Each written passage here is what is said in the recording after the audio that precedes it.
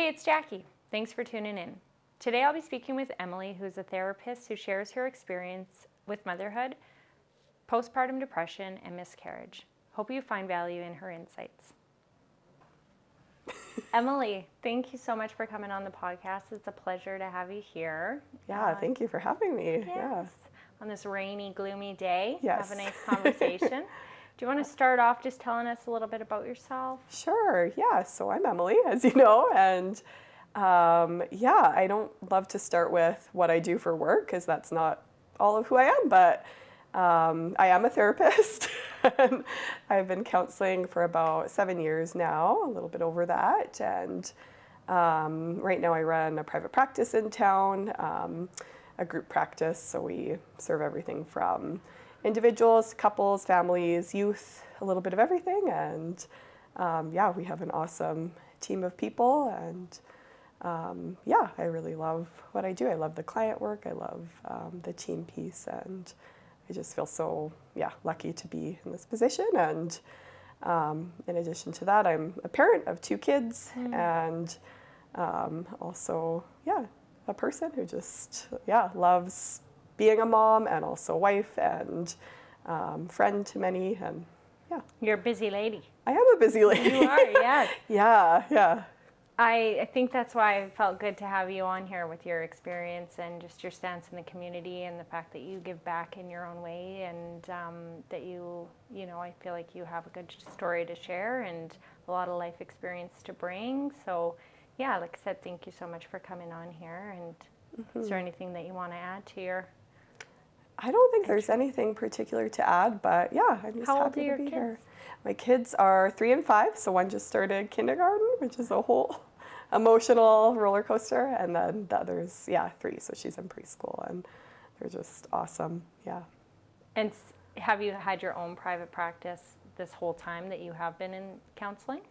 So initially when I started, I was working with child and youth mental health a little bit, and also in the school systems as a therapist, or not therapist, school counselor for a couple of years. And then before the pandemic, decided to go out into private practice. I loved working with kids and families. I still do. But I think in that work, I really realized the really impactful work you can do with adults and also parents in particular. And and I always say in my work with parents, it's so much more powerful and impactful if we can work together to help you navigate things with your child instead of having your child in front of me as the professional. If I can help parents feel empowered and feel grounded in what they're doing, that to me is also super rewarding. So I've merged more into working with adults in my private practice and still a couple of youth kind of case by case, but still with that family kind of concept in mind. And Was it was there any hang-ups or real challenges in making that transition to having your own private practice? I don't feel like there wasn't anything it's a lot of work because you're going into business, so that's a lot of work in itself. So I first started as a sole proprietor, so I was kind of taking on my own clients and working with the people that I wanted to work with in that capacity. And then 2 years ago is when I started this group practice. Because I really wanted to have a really strong team component. That's something in the private practice world that we often miss, is having a group of people, just for the support, to run through cases, also for the clients in our community so they have choice in who they're seeing and options, I think is really super important. So I started the group practice about 2 years ago.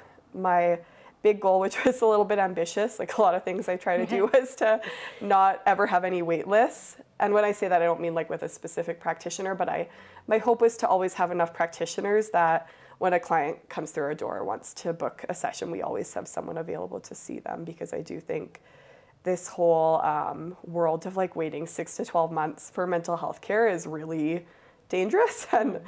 And usually when someone is looking for counseling, they're not they want it quite immediately, within a week or two. They don't want to sit on a wait list because sometimes hands out. Their hand is out, and sometimes they're in the midst of crisis or navigating some sort of big decision. So to have to wait is it just feels kind of wrong to me. And with that, of course, like we're also like trying to grow to meet the demand of the community, and so that also requires some continued work. But it's nice to know that there are so many people out there that are striving to get well and figure things out, and you know, that they're willing to take some help, and so glad to have you in the community providing it, and that's really amazing. Yeah, thank you. Yeah. So the podcast, Hold On to Your Heart. When you think of the phrase holding on to your heart, what comes to mind for you? Yeah. Firstly, when you said that, I overthought that phrase like 15 different times. I was like, what does this mean? Does this mean like self-care? Does this mean like protecting myself? What does it mean? And I think as I sat with some of the other questions you kind of mentioned are common to come up, I think the theme that really came up for me in my own life was self-compassion. So holding on to my heart feels like the me now can look back at all the different versions of myself or parts of myself in the past, in different times in my life that were good and bad and challenging, and look at those parts of me with a lot of compassion. Versus judgment, or like, why did I do that? Or why didn't I reach out for help? Or what was that about? Just to be like, like the me who was navigating that then was obviously doing that for a reason. So just have compassion for her and all the different parts of her. Yeah. Love that. Yeah. So is there a time in your life where you felt like you needed to have a lot of self-compassion and maybe you couldn't? Or totally. You didn't? Yeah. Yeah, because I was thinking about that, and there's like so many places we could go, right? I think one, really impactful part of my life, and actually has really fueled like my like current passion as a therapist in that like perinatal realm, was definitely my postpartum experience with my first son, or my first child. I only have one son.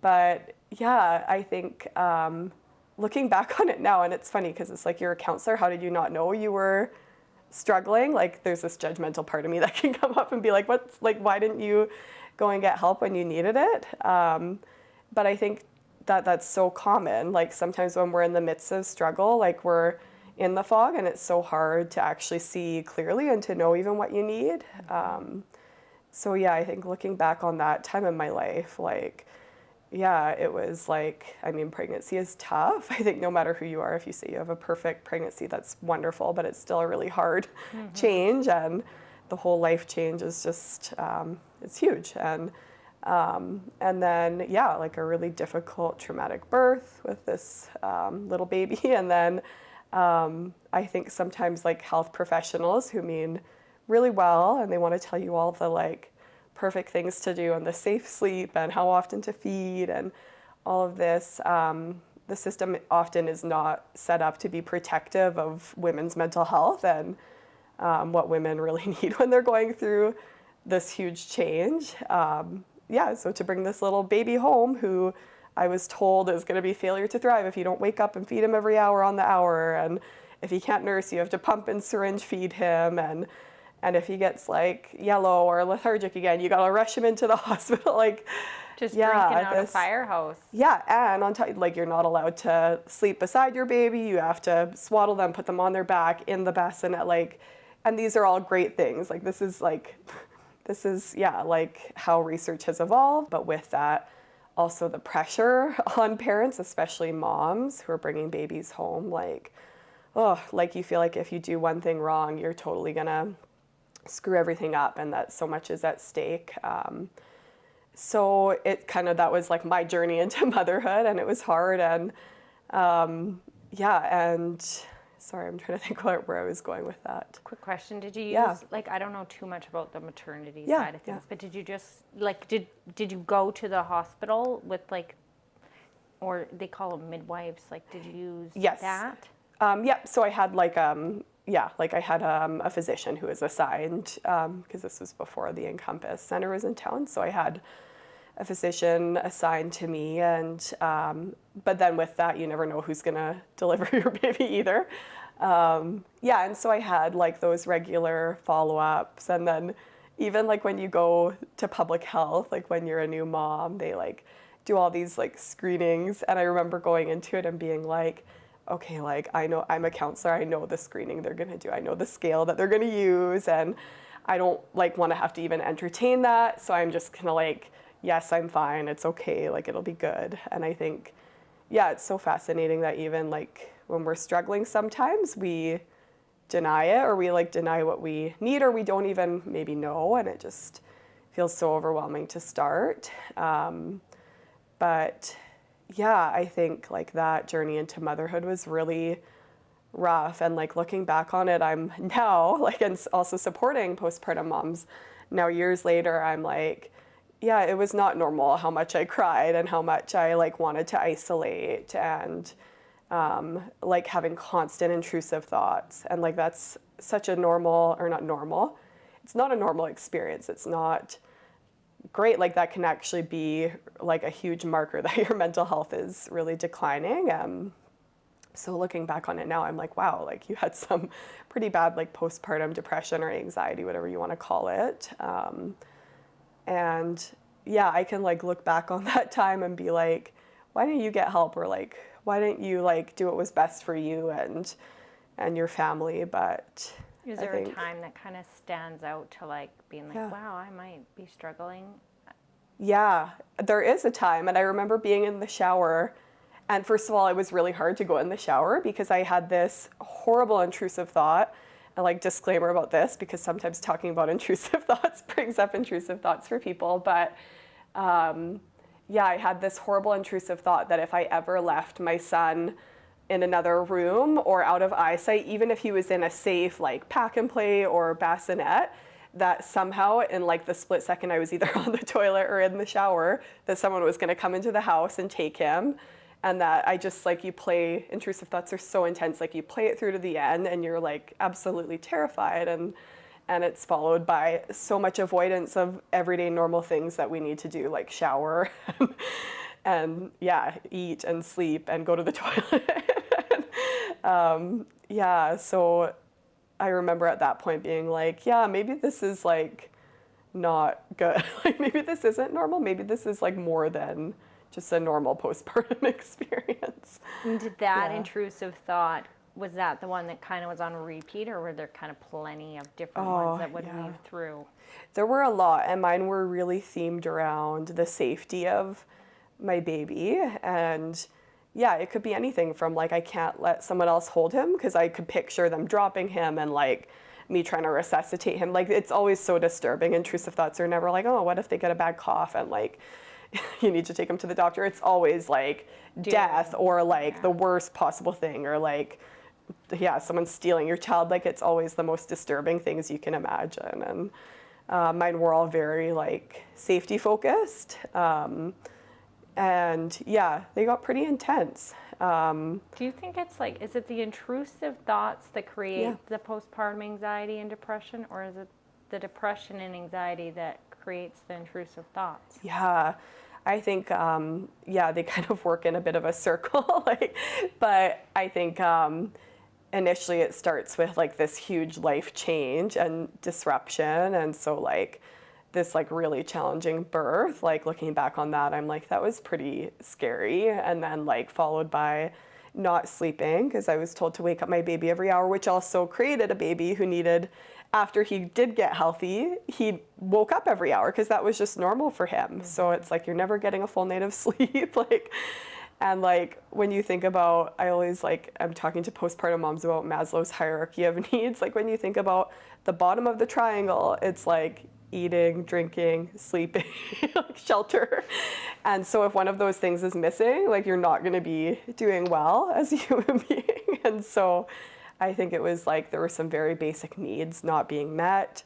There was already like, yeah, like I've always been a mildly anxious person, so that was coming into my journey too. And then a bit of a complicated birth, and then just like being a new mom, and all of that was like just like a recipe for disaster. And yeah, and so intrusive thoughts are super common for women who do experience postpartum depression or anxiety. Like sometimes they're paired with that, some people don't have them, but yeah, they can be so intense and like so disruptive to people's lives. Like people won't leave the house, or they won't ever let someone else hold their baby, or they won't go in a car because they're so scared. And it's, even if you know cognitively, like this is unlikely to happen, like what are the chances right at like the 5 minutes that I'm in the shower, someone's just gonna break into my house and steal my baby? Like that, you know, cognitively it's not likely, but your nervous system doesn't know that, and you're living in this state of hyperarousal, and it's just like, yeah, you feel like you're in fight or flight almost. And can you tie that thought, is that so isolated to like your first son, or like could you tie that thought to have like thinking of something in your past before children, of like having some kind of theme around safety, or is that so of itself? No, I do think there probably is a connection to the safety piece. I might need a second to think about that, Jackie. I think there's also, yeah, it's so hard to like answer these questions because I'm like, there's so many layers to the things that we struggle with as people. Like an obsession with like safety and security has always been a big theme in my life. So it was really, it made sense why that was like the fixation in motherhood. Because like, yeah, I grew up in a very loving home, but with very anxious parents. And I heard a lot of like, yeah, don't talk to strangers, don't like go swimming after you eat, don't do like, and it was like the motives were really loving, but for some kids, those kind of messages just stick. And I think out of that and other experiences, like, that I had over the years, like there was a part of me that developed this perspective that the world is inherently dangerous and that I'm not safe. And so that's definitely been a big theme that I've had to work through, like in my own therapy journey and journey of growth. Like, why do I perceive things always as a threat? Like, what's that about? I can relate to it for sure. Yeah. And for other people, it could be something completely different, right? Like, I know there's also another part of me that's like obsessed with like work, like a lot of us are, and like working really hard. And there's like a healthy level of that, right? And like creating a life and career you love. And then I think at some point you also have to ask yourself, is this about something else? Like, am I trying to prove my worth through what I'm doing? Is that like a bit of a deeper theme for me too? But another one I can relate to very well. Totally. Another common one, right? Yeah, a lot thanks of us for sharing can. that. Yeah. When in the process of your first child and the postpartum anxiety, depression, you know, I think you kind of mentioned like wanting to have compassion, or looking back and wishing that you had. Like at that time, what was the critic saying to you? Like what was the non-compassion? Yeah, it was saying, you should know what you're doing because you're someone who usually has it together. And it was also saying, and I think this is really important for any professionals out there listening, like that you're a professional, so you should be able to handle this. Because yeah, there is this other unspoken additional vulnerability of professionals reaching out for help too, right? Like, especially in a small town, and it's not that I hadn't reached out for help for other things in my life before, but it felt like, yeah, you love kids, you always wanted to be a mom, you're a counselor, you know this whole like what to expect postpartum, you have a good supportive partner, like you should be okay. And yeah, there was a little bit of that voice for sure of judgment. And even looking back, I have to be cautious to not have that part of me that says like, why didn't you just get help? Like judging that past version of myself. So I think holding on to my heart is more about having compassion for her, because I think at the time, like she was just in survival mode. Like she just like, yeah, felt lost, and she was sleep deprived, and she didn't feel like herself at all. And there were, of course, like beautiful and joyful moments too that sometimes made it hard to know how much she was really struggling, right? Like, because there often are a lot of highs and lows. There can be one moment where you're like, oh, I love this baby, this is amazing. And you're crying because you're so happy. And then like in the next moment, you're like, oh my gosh, I cannot like have anyone over because like, what if someone drops this baby? Or like, what if I yeah, totally screw it up because I fall asleep with him in my arms or something like that, right? So So much pressure. yeah, it's a lot of pressure for sure. Probably some Yeah. grief in there, like from what things were Totally. like to what they are now, and yeah, what a journey. Yeah, absolutely. Yeah. When did you decide that you needed and chose to reach out for help? Ooh, that's a really good Or question. did you?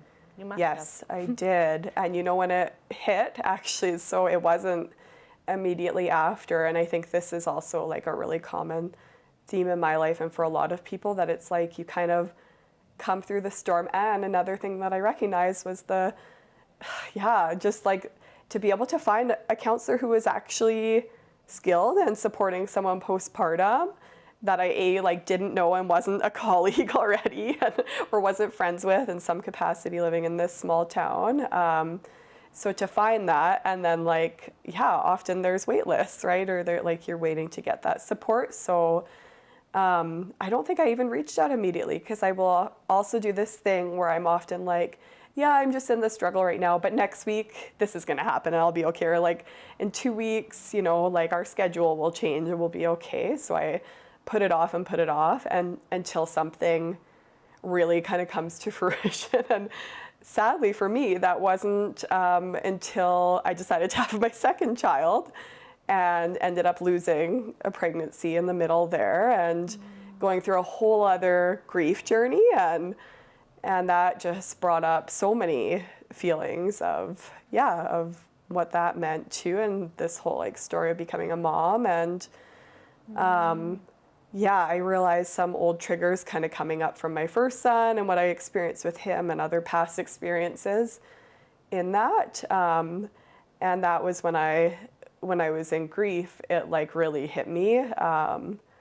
All those like buried feelings come out where you're like, does anybody really care? Does anybody really get it? Or is anyone even gonna check in at the end of the day? Like, do people actually care, or do they just say they do, right? And yeah, that was definitely a time where I was like, okay, like I am super struggling right now. I feel like nobody cares.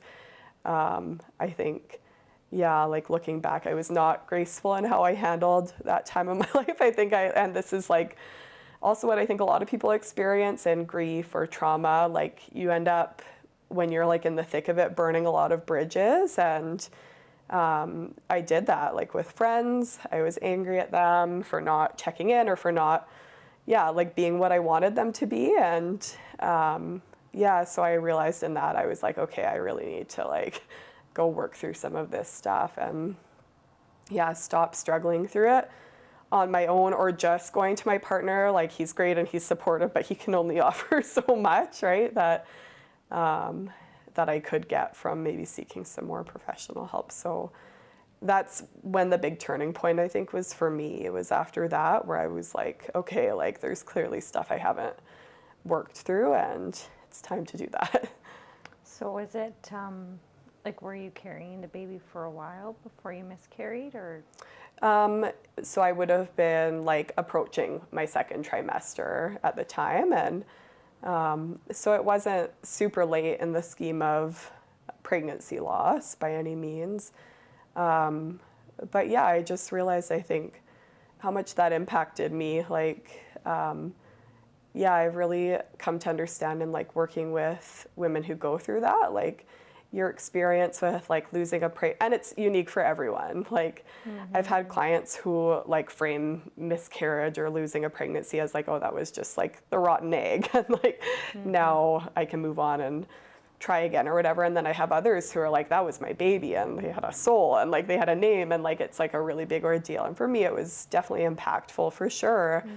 And I think after having one child that you love, like you realize like how much you lose when it doesn't work out, because you're like, oh, that was also like their sibling, and like what if it doesn't work out again? And like that was a tough journey for me. And then I think another big common theme, and this is something I experience for sure, is when you go through that, you feel like your life is put on pause, and then it's really hard seeing other people's lives carry on. Other friends get pregnant, you know, people in your life get pregnant and their lives, it feels like, are moving along and you're not where you're supposed to be. And so that's like another piece of the grief of it, is not just what you lost, but the timeline of your life and your sometimes like sibling gap and what it kind of meant for your future too. And for me, it was like that felt like the final piece of my family. So it was like, oh, like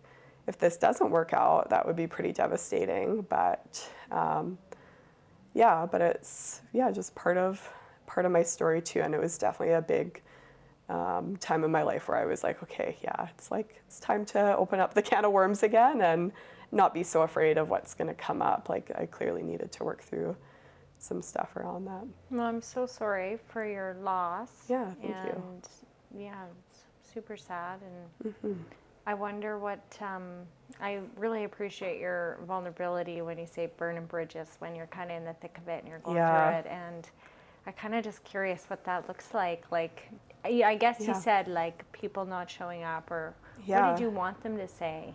Like, what it's so hard because I think sometimes you don't even know what you want, but it's like you have this expectation that people should support you somehow, even though, like, now also looking back on it, just like I've had self-compassion for me navigating these things. I have so much compassion for friends who didn't know what to say. And I think like looking back on it, I have a lot of compassion for the friends who said a lot of things that were well-intentioned but actually end up being hurtful, like using the word or the phrase "at least," like at least you're still young so you can get pregnant again, or at least you tried close enough together that you can still have a younger sibling and not have a huge age gap. And I think that it's just like very invalidating whenever we use that phrase with people, at least. Like the intentions are good. But I also often, actually, another reflection on that is it often is a reflection of our own discomfort with people's emotions when we feel the need to have to, almost minimize what people are going through. So, I was definitely angry and sad and felt very alone. And I think I had expectations of certain people in my life who I was like, oh, this person will like text me throughout the week or stop in or whatever. And when they didn't, I was like just furious, which is like not normal to my character. I'm normally a pretty like patient, like kind of conflict averse kind of person. So like when some friends did start coming back, I was angry at them. And I remember confronting them and being like, where were you? Like, you're not a good friend if you're not there for me or if you don't check in. And looking back on it, I'm like, okay, that was like a super angry part coming out to try to protect the hurt that I was feeling. And now I just, like when you, like, the good news is I think sometimes when you do burn bridges, like I call it that, but like when people do care about you or when like they are invested in your life, like repair is also very possible. So those same people that I probably reacted pretty intensely to were also really understanding and forgiving. And we were able to repair those relationships. I think people like that assumption. I think when we're going through things like, there's like this thing in cognitive behavior therapy called negative thought distortions, where like if you're in a place of depression or grief, like the narratives or these like thoughts you tell yourself are quite extreme sometimes, like nobody cares, like I'm not important to people, like it doesn't matter if I'm here, like they go very extreme, versus like when we're in a more balanced place, we can see like people do care, but people are not perfect and we can't expect them to be everything to us, right? Like, even like really good friends it's not their job to meet all of our needs. And sometimes I think we have to look outside of these individual relationships, whether it's like with your partner or your parent or your best friend, to get the support you really do need. So this kind of time was a good catalyst for you to kind of see how maybe unmanageable things were getting and your expectations and your maybe self-talk and all of it, right? Yeah, And so absolutely. you did reach out and go somewhere for help? Did you find somebody? I did, yes. And I've had a couple of really great counselors over the years. And yeah, when I was able to return to work some of that stuff through with, and then I think with any sort of grief, also just like you need time, right? And to be really patient with yourself as you go through that, and to let yourself feel those feelings, whatever that looks like. If it's like taking time off work, or just like crying like every night, like, or chatting it through with a friend, or yeah, going to therapy. Like, I think time is also, yeah, always one of those things that we need. Was it kind of the talk therapy that worked for you in that time, to just sit with someone and share what was going on for you? And like you say, do those things, cry, and that's kind of the method, yeah? Yeah, absolutely. I think to process the grief that I was experiencing and what that particular pregnancy had meant to me, that was a big one for me. And yeah, so to talk through what that meant for me, to also look at what that meant of my expectations of other people, and have a lot of validation and nurturing, but some gentle challenging around like what I expect of people. Yeah, I don't know who said it, but there's that like quote that expectations are like the killer of relationships. And I think like it's okay to have expectations in relationships to a healthy extent, but we can never expect someone to be everything to each of us. Yeah, actually, like I heard someone, I can't even remember who it is, but I heard someone speak once, and he was, I'm trying to remember if it was on a podcast or what it was, but he was talking about your kids, and he literally said this quote, "Parents, you will never be enough for your kids." And I was like, oh, like, it's so horrible to say. And he was like, because you were never meant to be, like, one person is never meant to be everything to someone else. And like, yeah, we require like other people and resources and like, yeah, supports, right? To be our best selves. Like we can never, just like me now as a therapist has to remind myself, I can't be everything to my clients. Like I can be with them in their sadness or their grief or anxiety or whatever it is. But at the end of the day, I can't be the one to heal them. Like that's a lot of pressure to put on myself, and I can't be everything to them, right? They also have to find those resources outside of me too. And yeah, I think, yeah, it's just a good reminder on both sides. It sounds kind of like a lonely time, like, because before the miscarriage, like you were still struggling with the first, well, you kind of had struggled with the first son, right? And all the expectations and all the pressures and everything's on you, and you have to do all these things, and then like that's got to feel lonely, and then kind of transitioning into that loneliness, and then needing something and kind of unable to obtain it, right? Totally, and yeah. just like, yeah, it sounds quite lonely. And yeah, it can be very lonely. And then I also have to ask myself the question, like, am I also like doing that to myself too? Because like I said, in that struggle, like how it was so evident that I was not doing well, but I was like, I had kind of bubbled myself off from the world too.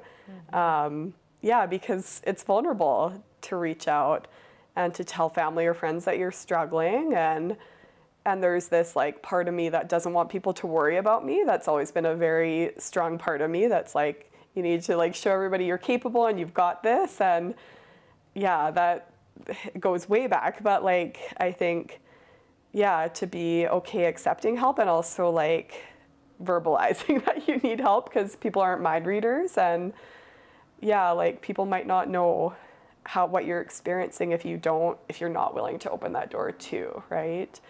So there were definitely moments that were lonely, for sure, but I also know like, yeah, it can be really tempting to also kind of isolate yourself when you're struggling, and versus, which is lonely in itself, right? Exactly.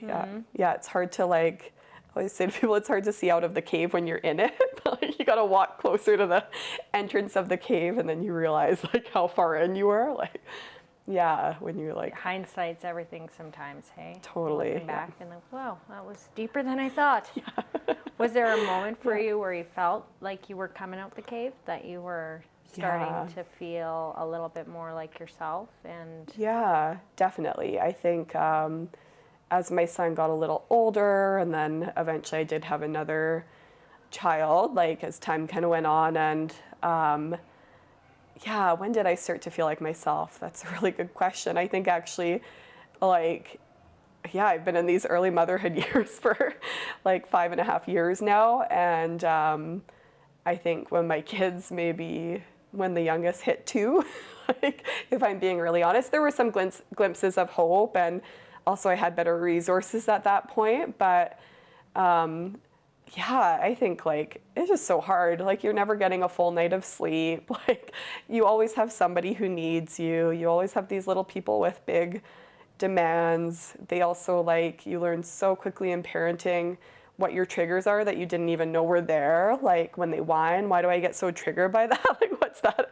about? Like they're just babies who need me. So why am I like reacting like, oh, but yeah, there's like reasons behind that, right? So again, like that self-compassion piece of like, this is like telling me something about my own nervous system that I maybe didn't experience or need to kind of regulate. But yeah, I think once my youngest kind of turned that corner, so it wasn't even that long ago, I started to feel a little more human again.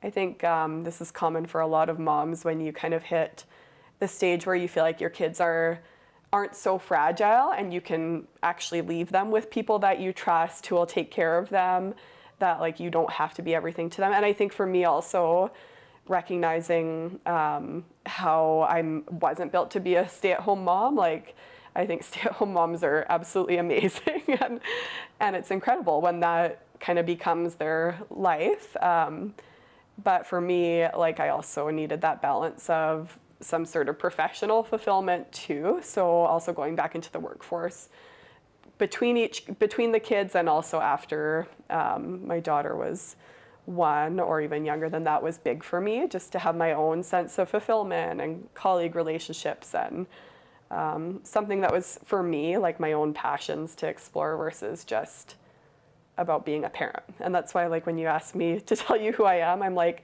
I never just want to say like, oh, I'm a therapist or oh, I'm a mom, because like, yeah, like our identity is never just like our job or being a parent or whatever it is that we're really good at. Like it's so much more than that. So yeah, so I think like definitely I felt more and more like myself the older my kids get. Like I know a lot of moms love those really early years, but I think even more from the people I've talked to love when your kids get a little bit older and sturdier and like they still need you, but you feel like you can do things that you used to love to do and start investing in yourself a little bit again. And yeah. What was it like for you when you did decide to go back to work? Did you have a critical voice there about any of that? Like I feel like, I don't really know because I don't personally have kids, but I feel like there is always like a lot of judgment on moms, right? Oh, and it's just like so sometimes much. it's just like will never get it right.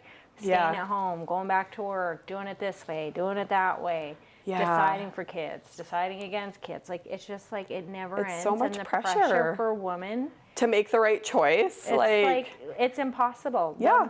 We'll never get it right for somebody, right? And you may never know what the right choice is, right? Because there could be like 15 different right choices for one person, right? And that like mom guilt runs deep anytime you leave your kids. Like anytime I have to go back to work in the afternoon when I feel like I should be home with them, right? But I think as I've like worked through my own mom guilt part and those blocks that I have, it's also been discovering how much more fulfilled as a human being I feel, which then like trickles down to my kids and my friendships and my like husband and everything. When I am more me, like that's also better for them. And I think there's something so valuable, and I really want working moms to hear this, in having an identity that's separate from your kids and being able to model that to them and not feel guilty about that. Yeah, because I think like your kids are probably really proud of you for doing whatever it is you're doing, right? And the world, you can love your kids, they can be like your number one priority, or they can be one of the biggest things in the world to you, but you can also, the world doesn't have to revolve around them, right? And I think that's also a really healthy lesson for kids to know too. Like, that like you're deeply loved and like I'm here for you and you're a big priority for me, but I also have other things in my life that make me who I am, and that's okay.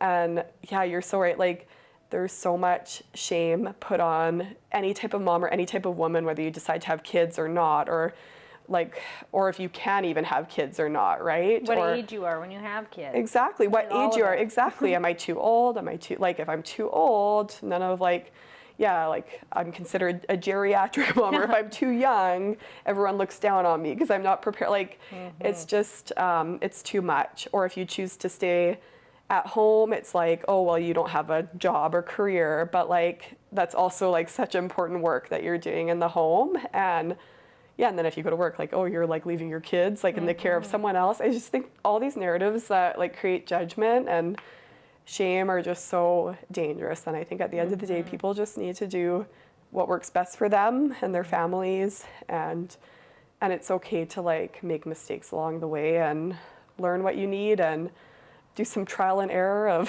finding what your balance is going to be. Yeah, because we might never know what the perfect choice is, and I think just to trust that it's going to be okay, like, yeah, at the end of the day. So kind of swinging it back to self-compassion and being able to provide that for yourself now, like what would you say to you back then? Like what would that sound Good like? question. Yeah. Oh, I think I just like, I would want to say I can see why you're doing what you're doing. Like, because I think there's a huge piece of sitting with like old versions of us and being like, I get it. Like, this is really hard what you're going through. And then I think also, yeah, that piece of like, it's okay to reach out for help. And to trust yourself when you don't feel like yourself. Like, I think sometimes when we struggle, it's easy to be like, is this bad enough to get help? Is this bad enough to go to a counselor? Is this bad enough to go on antidepressants or whatever it is? Like, we question that. I know I do. But to be like, you don't feel like yourself. And like, that's a good enough sign that it's time to reach out. Like, you don't have to wait like a week or two and see if it normalizes. Like, it's okay to just reach out. And like, that might be vulnerable, but it's so worth it. Yeah, so I would just, but like looking back on that old part of me, I would just have so much compassion for her and what she was going through at the time, because it was just survival mode. Like, I just want to give her a hug and be like, it's okay. And it gets easier, it gets better. And like, eventually you start to feel like yourself again. Like, yeah, and sometimes that does require some help along the way, and that's okay. Like, no matter who you are, like, yeah. Yeah. It's so nice that you can get to that place after kind of all the trial of it and all the emotion and Yeah. the journey of it. You can end up at the place where you can say, it's okay, I get it. And Yeah. Totally Yeah. get it. Totally. And that's like also what I want for my clients, to not look back on old versions of them and be like, oh, why did I relapse? Or why did I yell at my kids? Or why did I do this? Or like judge that. I mean, like, yeah, like instead just to be like, yeah, you were struggling and that was really hard what just happened, or like what you were going through. And like, I get it. It makes sense. Like, I'm really like a big proponent of this like field of psychology or like counseling called IFS, which stands for Internal Family Systems. And it's created by this psychologist named Richard Schwartz. And he like wrote this book called No Bad Parts.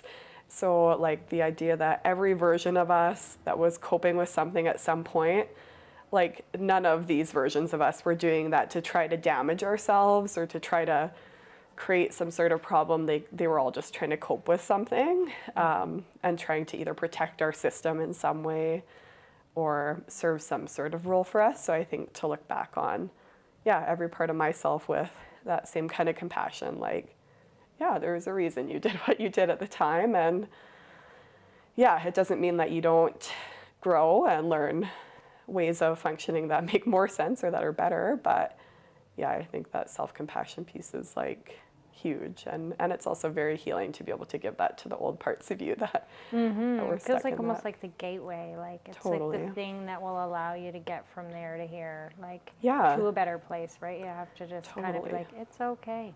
Yeah. Because if you just beat yourself up or you say, Yeah.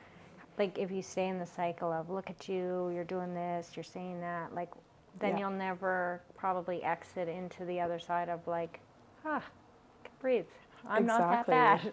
Yeah. Right? Yeah. Totally. And like shame just like exasperates the need for coping or symptoms, right? Like when we shame ourselves, that doesn't help at all. Like, No. yeah, nobody grows in shame. Like we grow in compassion and nurturing and yeah. I really appreciate what you shared, and I feel like, you know, even though there's this big piece of like being a mom and the experience in that, I think it translates so well to like just anything, right? And just that experience of self-compassion and, you know, the critical voice and depression and things like that that, you know, are not foreign to many of us. And, you know, the mere fact of telling ourselves that it's okay and reaching out for help is, you know, key and essential, and Totally. we deserve it, right? And Yeah. we deserve it sounds almost, I don't know, but Yeah. we are allowed. We're Yeah. okay to get help, and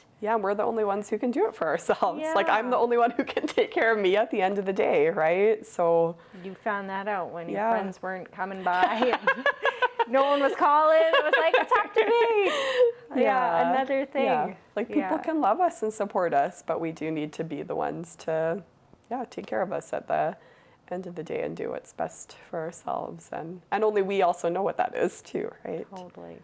Yeah. Was there anything that you wanted to share that you haven't got the chance to? Ooh, good question. I think just, like I always just go back to like counseling is for everybody. Like, and if there's like one message, and I think that's like what's so exciting about this like new like day and age is like more people are accessing counseling, but like it's for everybody. It doesn't matter what age you are. Like, yeah, I don't know. So many like people, I think, like as they get later on in the years are like, I've lived my life. There's no point dwelling. But it's like, do you want the last, whatever, like 10, 15 years of your life to be how they've been? Or do you want them to be really great because they can? So I think counseling is for people no matter what your age or gender or race or anything is. And I think especially that message of even if you're a professional and you think you should know how you're supposed to be, or you think you have all the tools and resources to take care of yourself, like it's still okay to reach out for help. Yeah, like it doesn't do anyone a service when you try to keep yourself locked up and keep those problems bottled up. Like, yeah, anybody can reach out for help. It doesn't matter who you are. And It's a good message even for me, right? I am just even being a professional in the community, I sometimes think, wow, I like to relate to the message of I should have this figured out. I should not be struggling with this. Like, I wonder if other people who are doing this job are struggling with this, and they're probably not, and it's just me, and something's wrong with me, and but I'm sure if I just took the time to sit with someone and say, this is what I'm thinking, they were like, you're okay, and I was like, great. Totally. But yeah, it's easy to get in your head, and it's, I think when you do have some sort of, I think it's hard for anybody, that's for sure, but I guess there's this piece where you are maybe going to feel more exposed sometimes than others, right? Yeah. And living in Cranbrook in a small community, it sometimes, you don't want to be exposed, right? You don't feel very anonymous sometimes. Yeah, exactly. So, I appreciate that a lot.